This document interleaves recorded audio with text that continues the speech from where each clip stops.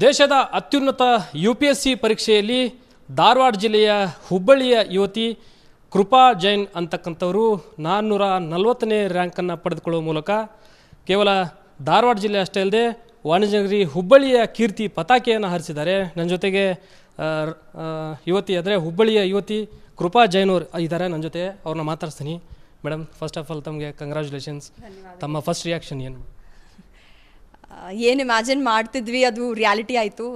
ಭಾಳ ಸಂತುಷ್ಟಿ ಆಯಿತು, ಖುಷಿ ಆಯಿತು. ಭಾಳ ಪೇರೆಂಟ್ಸ್, ಗ್ರ್ಯಾಂಡ್ ಪೇರೆಂಟ್ಸ್, ತಮ್ಮ ಎಲ್ಲ ನೋಡಿ ಖುಷಿ ಮೂಮೆಂಟ್ ಇತ್ತು ಸರ್.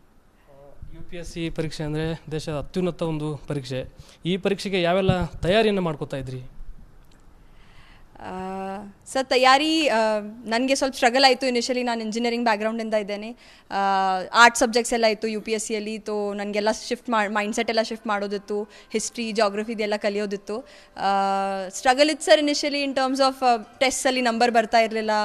ಅಷ್ಟೆಲ್ಲ ಪರ್ಫಾರ್ಮೆನ್ಸ್ ಸ್ಟಾರ್ಟಿಂಗಲ್ಲಿ ಆಗ್ತಾ ಇರಲಿಲ್ಲ. ಫಸ್ಟ್ ಅಟೆಂಪ್ಟ್ ನಾನು ಪ್ರಿಲಿಮ್ಸ್ ಫೇಲ್ ಆಗಿದ್ದೆ. ಸ್ಟ್ರೆಸ್ ಇದೆ ಸರ್, ಆದರೆ ಹಾರ್ಡ್ ವರ್ಕ್ ಮತ್ತು ಪೇಷನ್ಸ್ ಇಟ್ಕೊಂಡ್ರೆ ಮುಂದೆ ಹೋಗ್ಬೋದು ಸರ್. ಅದೇ ನನಗೆ ಹೆಲ್ಪ್ ಮಾಡಿದೆ. ಪೇರೆಂಟ್ಸ್ದು ಜೊತೆಗೆ ಫ್ರೆಂಡ್ಸ್ದು ಯಾವ ರೀತಿ ಸಪೋರ್ಟ್ ಇತ್ತು ತಮಗೆ?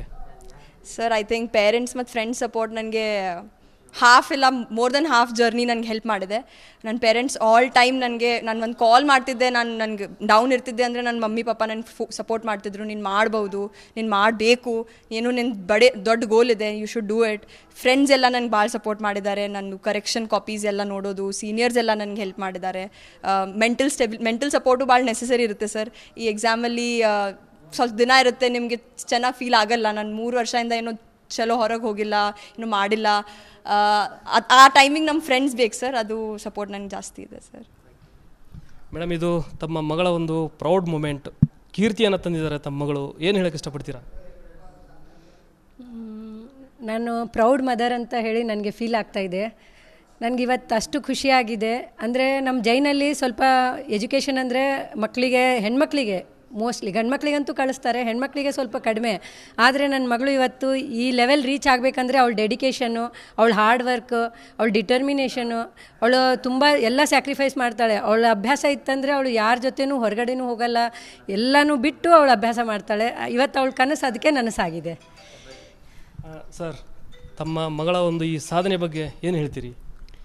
ಸಾಧನೆ ಮಾತ್ರ ಅತ್ಯುನ್ನತ ಸಾಧನೆಯನ್ನು ಮಾಡಿದ್ದಾರೆ. ಮತ್ತಷ್ಟು ಜೀವನದಲ್ಲಿ ಎತ್ತರವಾಗಿ ಹೋಗಲಿ, ಜನರ ಸೇವೆ ಮಾಡಲಿ, ದೇಶದ ಒಂದು ಸೇವೆ ಮಾಡಲಿ. ದೇಶ ನಮ್ಮದು ಒಂದು ಬಲಿಷ್ಠವಾಗಿತ್ತಂದರೆ ಅದರಲ್ಲಿ ಒಂದು ಅವಳದೊಂದು ಪಾತ್ರ ಇರಲಿ, ಅವಳು ಅದನ್ನು ಮುಂದುವರಿಸಲಿ ಅಂತೇಳಿ ನಾವು ಅಪೇಕ್ಷೆ ಇಡ್ತೀವಿ ಸರ್. ಇದಿಷ್ಟು ಕೃಪಾ ಜೈನ್ ಅವರ ಪೇರೆಂಟ್ಸ್ ಅಂದರೆ ತಂದೆ ತಾಯಿಯರ ಮಾತು. ನಮ್ಮ ಮಗಳು ಈ ಒಂದು ಸಾಧನೆಯನ್ನು ಮಾಡಿದ್ದಕ್ಕೆ ನಮಗೆ ಸಾಕಷ್ಟು ಸಂತಸ ಉಂಟು ಮಾಡಿದೆ. ಸಾಕಷ್ಟು ಪ್ರಯತ್ನಕ್ಕೆ ಇವತ್ತು ಪ್ರತಿಫಲ ಸಿಕ್ಕಿದೆ.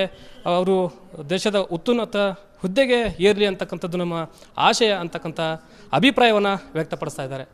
ಕ್ಯಾಮರಾ ಪರ್ಸನ್ ವಿನಾಯಕ್ ಪೂಜಾರ್ ಜೊತೆ ಪ್ರಕಾಶ್ ಹಿರೇಮಠ, ರಿಪಬ್ಲಿಕ್ ಕನ್ನಡ, ಹುಬ್ಬಳ್ಳಿ.